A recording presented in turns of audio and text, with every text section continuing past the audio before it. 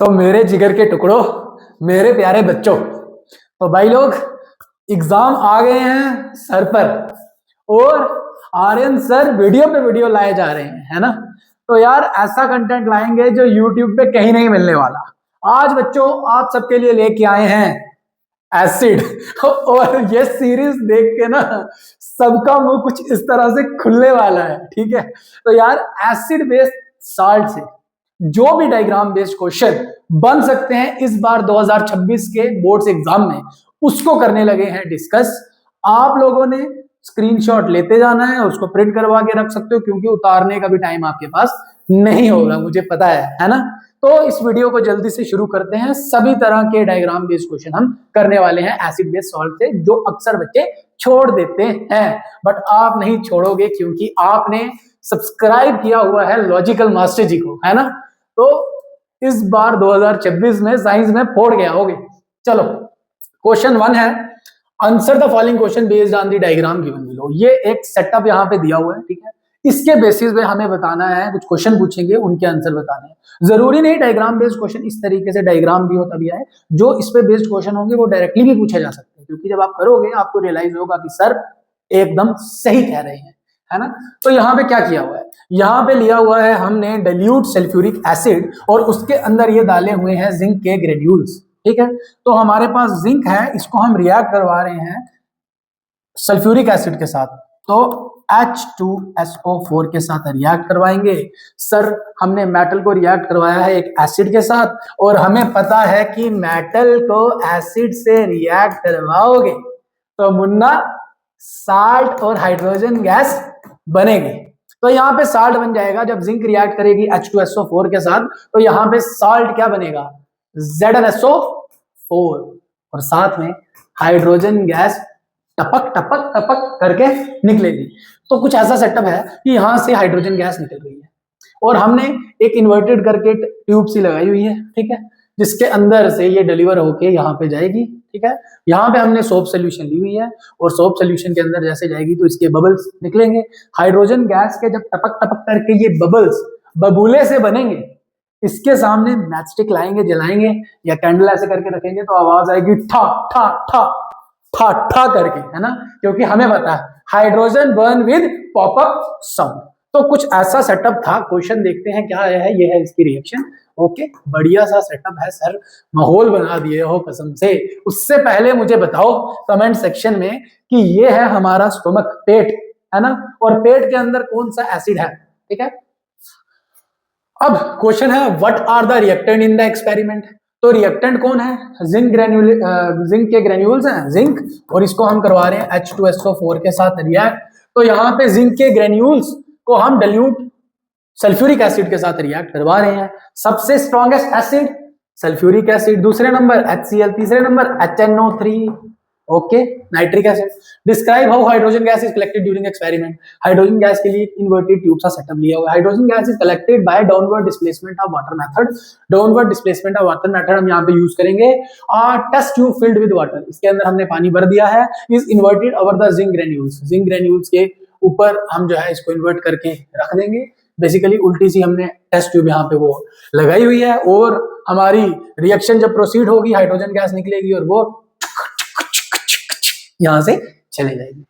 अब what happen when burning splint is brought near the, कोई भी जलती हुई चीज को जब आप इसके पास लाओगे तो यहां से हमारी हाइड्रोजन गैस जलेगी और ठा ठा करके आवाज निकालेगी, पॉपअप साउंड प्रोड्यूस करेगी। जब आप इसको पास में लाओगे तो हाइड्रोजन गैस जो है वो पॉपअप साउंड के साथ ठा ठा करके जलेगी। Explain the chemical equation for reaction between zinc and dilute sulphuric acid. Sir ये तो आपने स्टार्टिंग में ही बता दी थी, जिंक एक मेटल है, एसिड के साथ रिएक्ट करेगा, मेटल का सॉल्ट बनेगा, साथ में हाइड्रोजन गैस बनेगी। निपटा दिया पहला क्वेश्चन। चलिए आगे बढ़ते हैं, टाइम को यूटिलाइज करते हैं, है ना। तो next question number 2, answer the following question. इस बार यहाँ पे दिया हुआ है हमें सेटअप पे, सर क्या दिया हुआ है, यहाँ लिखा है calcium hydroxide, calcium hydroxide, okay, calcium hydroxide की सोल्यूशन है, ठीक है। और कैल्शियम हाइड्रोक्साइड सर क्या होता है, तो कोई बताइएगा। कैल्शियम हाइड्रोक्साइड होता है चूना, जो अक्सर तुम्हें लग जाता है अगर तुमने अच्छा यूट्यूब चैनल फॉलो ना किया हो, है ना। बट यहाँ पे ऐसा नहीं होने वाला। कल से हम शॉर्ट्स भी लाने लगे हैं यूट्यूब में, और शॉर्ट्स में होंगे क्वेश्चन, तो डेली बेसिस पे प्रैक्टिस क्वेश्चन होंगे, 2 क्वेश्चन या 1 क्वेश्चन हम डालेंगे रोज का, और आपने वो भी देख लेना है, और अच्छा लगे तो प्यारा प्यारा कमेंट भी कर देना है। तो ये यहाँ पे हमने चूना सफेदी है ना, चूना हमने लिया हुआ है जो कि है कैल्शियम हाइड्रोक्साइड, इसकी सोल्यूशन ली हुई है, और यहाँ पे क्या हो रहा है, यहाँ से निकल रही है कार्बन डाइऑक्साइड गैस, ठीक है, क्योंकि नीचे है हमारे पास हाइड्रोक्लोरिक एसिड सोडियम कार्बोनेट के साथ रिएक्ट कर रहा है, और एसिड की रिएक्शन जब कार्बोनेट के साथ होती है तो सर साल्ट, कार्बन डाइऑक्साइड और वाटर बनता है, और यहाँ पे कार्बन डाइऑक्साइड तभी निकल रही है, कार्बन डाइऑक्साइड जाएगी, इसके साथ रिएक्ट करेगी कैल्शियम हाइड्रोक्साइड के साथ, CaOH2 के साथ कार्बन डाइऑक्साइड गैस रिएक्ट करेगी, बनेगा CaCO3 बढ़िया सा, और साथ में H2O, ठीक है। ये CaCO3 पे क्वेश्चन आता है कि भाई हमने घर पे सफेदी की, ठीक है, जब चूने वाली सफेदी की जाती थी तो उस टाइम पे वो इतनी शाइन नहीं करती थी क्योंकि वो थी कैल्शियम हाइड्रोक्साइड। तो हम उस रूम में जब रहते हैं, कार्बन डाइऑक्साइड एक्सेल करते हैं, कार्बन डाइऑक्साइड जाके उससे रिएक्ट करती है, और कार्बन डाइऑक्साइड जब उससे रिएक्ट करती है तो वो शाइन करना शुरू हो जाता है, ठीक है, तो मिल्की अपीयरेंस देना शुरू हो जाएगा। तो यहाँ भी यही होगा, जब कार्बन डाइऑक्साइड इधर जाएगी तो मिल्की अपीयरेंस देना ये शुरू हो जाएगा। देखते हैं सर कैसे कैसे क्वेश्चन पूछ रखे हैं इससे, तो बढ़िया है, सब बढ़िया है सर, सब बढ़िया है। चलिए आगे देखते हैं। आगे बढ़ने से पहले अगर आपने लाइव प्रोसेस के मोस्ट रिपीटेड क्वेश्चन वाली वीडियो नहीं देखी, कंट्रोल एंड कोऑर्डिनेशन के मोस्ट रिपीटेड क्वेश्चन वाली वीडियो नहीं देखी, हेरिडिटी की और रिप्रोडक्शन की वीडियो नहीं देखी, तो भाई उसको देख के आओ, पेपर के बाद आके रिग्रेट मत करना। चलिए, तो भाई what happen when carbon dioxide gas pass through calcium hydroxide solution, sir आपने बोला यहाँ से टपक टपक कार्बन डाइऑक्साइड जाएगी, यहाँ जाके कैल्शियम हाइड्रोक्साइड के साथ मिल जाएगी, और जब इसके साथ मिल जाएगी तो सर क्या होने वाला है, बनेगा कैल्शियम कार्बोनेट, है ना। When carbon dioxide gas is pass through calcium hydroxide solution it form white precipitate बनना शुरू हो जाएगा, which make the solution milky, solution का टेक्सचर जो है वो थोड़ा सा मिल्की आ जाएगा, ठीक है। रिएक्शन पूछी है सर, आपने पहले बता दिया, हम लिख लेंगे। What is the common name of calcium carbonate, calcium carbonate को बोलते हैं लाइमस्टोन, ठीक है। लाइमस्टोन पेपर में आ जाए तो उसका फॉर्मूला पूछेंगे CaOH2, चाक, मार्बल, ठीक है, आपके स्कूल में जो चौक होता है ब्लैक बोर्ड में यूज किया जाता है वो यही है, ठीक है। What does the milky appearance of calcium hydroxide solution disappear, ये जो मिल्की अपीयरेंस है ये कब जाएगी, एक्सेस कार्बन डाइऑक्साइड जब इससे पास करेंगे, थोड़ी कार्बन डाइऑक्साइड जाएगी तो कैल्शियम कार्बोनेट बनेगा और ये मिल्की अपीयरेंस चल जाएगी। बट ज्यादा अगर कार्बन डाइऑक्साइड जाएगी, सॉरी मिल्की अपीयरेंस आएगी, बट ज्यादा अगर कार्बन डाइऑक्साइड की सप्लाई करवाते रहोगे तो वो मिल्की अपीयरेंस भी हट जाएगी, ठीक है, डिसअपीयर हो जाएगी। तो बोले milky appearance disappear when excess carbon dioxide is pass, ज्यादा कार्बन डाइऑक्साइड यहाँ से पास करवाओगे तो इस जगह मिल्की ना रह के वो मिल्की नहीं रहेगा, है ना, तो ट्रांसपेरेंट टाइप हो जाएगा, ठीक है। Calcium carbonate form initially, starting में तो बोले कैल्शियम कार्बोनेट बनता है जो कि पानी में सॉल्युबल होता है, it dissolve in the excess carbon dioxide, अगर ज्यादा कार्बन डाइऑक्साइड डालोगे तो वहां पहले जो बना था इससे बना था कैल्शियम, ये बना है ना कैल्शियम कार्बोनेट, बट ज्यादा अगर कार्बन डाइऑक्साइड की सप्लाई आप दोगे तो वो बनेगा कैल्शियम बाइकार्बोनेट, कैल्शियम बाइकार्बोनेट का होता था CaHCO3, H लगा दो तो बाइकार्बोनेट, है ना, जिसे हम कैल्शियम हाइड्रोजन कार्बोनेट भी बोलेंगे, जो कि सॉल्युबल होता है तो फिर प्रेसिपिटेट नहीं रहेगा, पहले तो इनसॉल्युबल सॉलिड थे, प्रेसिपिटेट था, अब इनसॉल्युबल सॉलिड ही नहीं है तो मिल्की टेक्सचर नहीं रहेगा। What type of reaction is represented, किस तरह की यहाँ पे ये रिएक्शन हो रही है, तो बोल रहे हैं रिएक्शन बिटवीन कैल्शियम हाइड्रोक्साइड और carbon dioxide is a neutralisation reaction, क्योंकि हमें पता है, क्या पता है कि कार्बन डाइऑक्साइड एक क्या होता है, एसिड, और कैल्शियम हाइड्रोक्साइड, कैल्शियम देखो ना, कार्बन डाइऑक्साइड सर एसिड, अगर याद हो तो तुमने पढ़ा है कि जो नॉन मेटल, कार्बन क्या है नॉन मेटल, और यह है उसका oxide, non metallic oxides are acidic in nature, ठीक है। तो चलिए सर आगे बढ़िए, टाइम ज्यादा नहीं लेंगे सर, पढ़ा तो सब कुछ है, भूल जाते हैं। तो यहाँ पे क्वेश्चन है, 2 सेटअप हमें दिए हुए हैं, यहाँ पे बैटरी है, बैटरी का ये नेगेटिव टर्मिनल है, नेगेटिव टर्मिनल के साथ ये कीला लगा रखा है, और ये पॉजिटिव टर्मिनल है, इसके साथ ये कीला लगा रखा है, और इधर एक कॉक है रबर की, और यहाँ पे डाला हुआ है dilute HCl। बाकी सारा सेटअप सेम है, बट यहाँ डाला है distil water, pure water electricity को कंडक्ट नहीं करता है, इलेक्ट्रिसिटी चैप्टर में पढ़ाए थे सर आप, है ना। और acid when dissolve in water give out H positive ion, dilute है, ओके, तो पानी होगा, H पॉजिटिव आयन देंगे और इलेक्ट्रिसिटी को कंडक्ट करवाएंगे, है ना। तो यहाँ पे भैया बिना ये इसके और इसके कॉन्टैक्ट में आए, यहाँ से इलेक्ट्रिसिटी किसके थ्रू हो रही है, यहाँ से इलेक्ट्रिसिटी पास हो रही है, और यहाँ पे क्या है, एसिड है, और यहाँ पे दिमाग की बत्ती जलती हुई दिख रही है। और यहाँ की बात करोगे तो यहाँ पे भैया करंट जो है वो पॉजिटिव से अगर नेगेटिव टर्मिनल के लिए हम बोलेंगे आई, तो यहाँ से पास नहीं हो पाएगी क्योंकि इधर है डिस्टलवा, डिस्टलवा। ओके, तो गुल्लू लोग समझे हो कि नहीं, समझ गए हो हैं? तो चलिए आगे देखते हैं इस पे क्वेश्चन क्या क्या है। What is the purpose of experiment shown in the diagram? Purpose ये है कि ये बताना चाहते हैं acid conduct electricity and water do not. तो बोल रहे हैं in this the purpose of experiment is to demonstrate acid solution in water conduct electricity. In this experiment, what is represented by the two beaker filled with solution? एक में डाला है पानी distil water और एक में एसिड। तो बोल रहे हैं दो सोल्यूशन है, one contained acid and other contained distilled water. Explain why the bulb in the circuit glow when wires are connected to the beaker containing the acid solution. Acid solution में bulb क्यों जलता है? क्योंकि लिखा हुआ है कि acid solution because acid solution allow electricity to flow, और प्योर वाटर ऐसा नहीं होने देता। What happen when the wires are connected to the beaker containing only distilled water? Distil water में जब ऐसा करेंगे, डिस्टिल वाटर इलेक्ट्रिसिटी को कंडक्ट मुन्ना नहीं करती और बल्ब ग्लो नहीं करेगा। How can you relate this experiment to real life situations where understanding connectivity of liquid is important? देखो, अगर आपको एक लिक्विड दे दूं और बस बोलूं कि ये प्योर है कि इम्प्योर है, मतलब वाटर दे दूं, लिक्विड सॉरी वाटर दे दूं, तो प्योर वाटर इलेक्ट्रिसिटी को कंडक्ट नहीं कराता, तो पता कराने में काम आएगा प्योरिटी ऑफ वाटर वगैरह। तो ये थ्योरी दी हुई है, स्क्रीनशॉट ले लो और सब्सक्राइब करना मत बोलिएगा। चलिए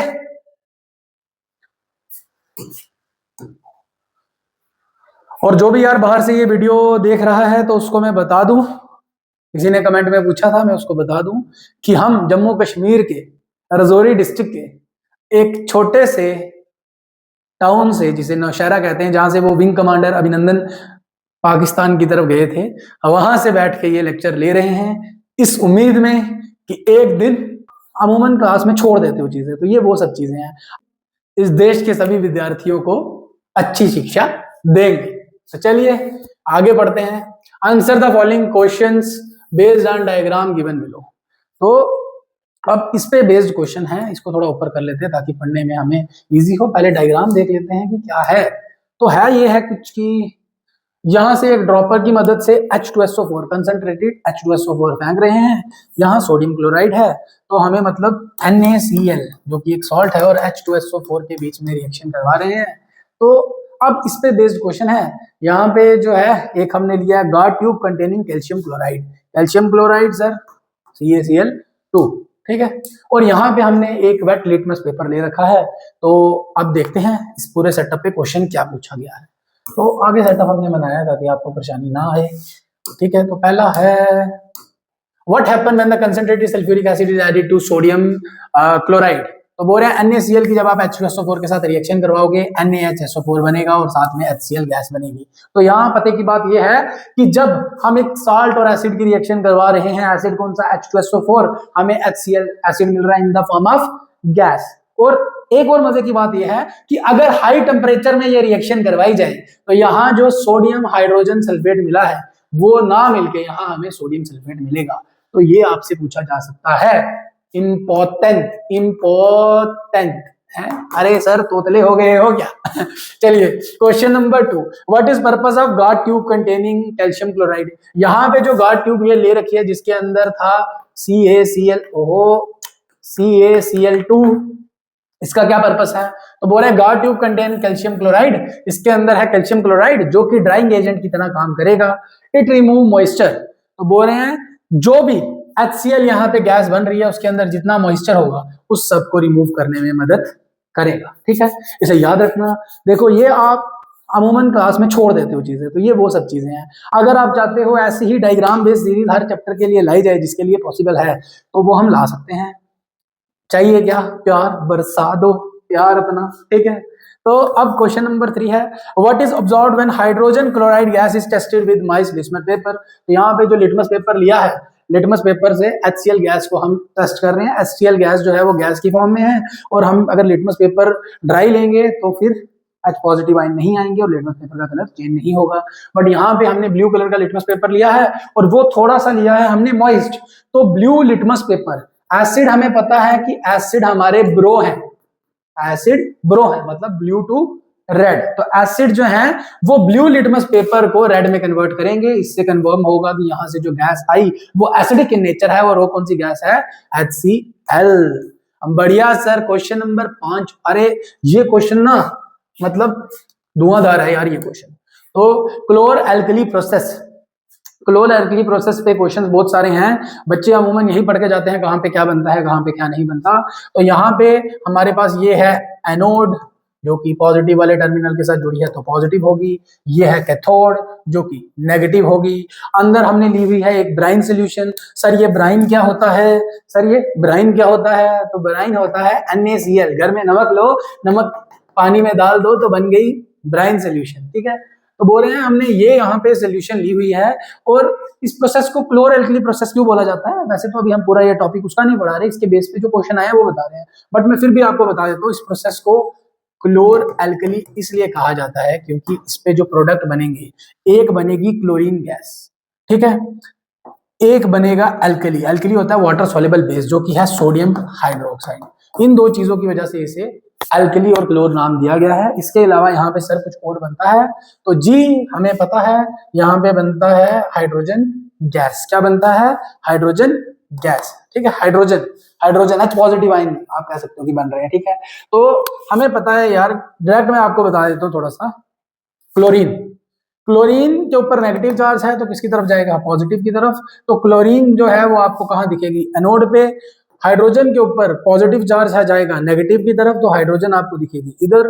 और सोडियम के ऊपर पॉजिटिव चार्ज होता है, और वो जो वाटर टूटने की वजह से OH के साथ रिएक्ट करके NaOH आपको पूरा जो है वो यहाँ पे दिखेगा, इस तरफ जो है वो देखने को मिलेगा। OH इधर दिखता है, बट मैं किस हिसाब से आपको कह रहा हूँ, कहने का मतलब पेपर में पूछ लें कि बताओ NaOH कहाँ बना, तो आप दोनों साइड तो बोलेंगे नहीं, तोड़ के बताओ। तो एक जगह पूछ लें तो आप कहेंगे कि NaOH कहाँ मिला? NaOH मिला हमें कैथोड में। चलिए आगे बढ़ते हैं।